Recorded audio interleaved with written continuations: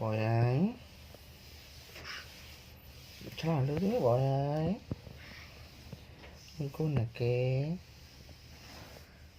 con nè kìa gấp.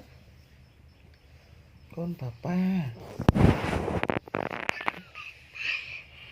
On sampai on tebon mak jai meng con. Masuk con kami. On tebon mak jai meng con.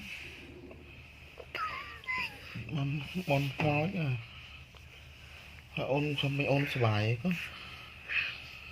Xem on chỉ là này kìa con, chỉ là này kìa. Chỉ là này kìa con, chỉ là này kìa. Về lên chỉ là này kìa. Chỉ là này kìa con.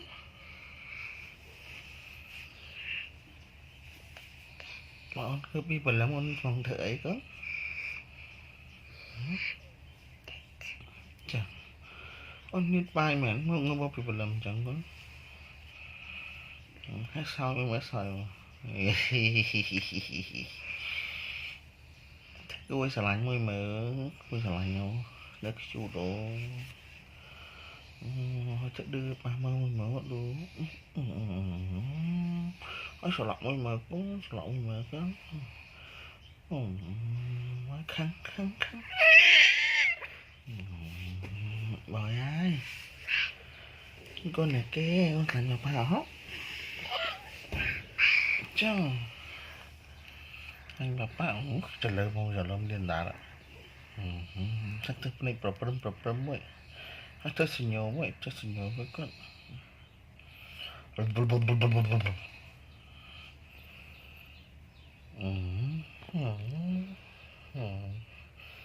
Ốc thùng á mốc.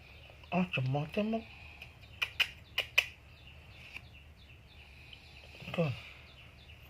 Con trong tôi kéo mẹ đó.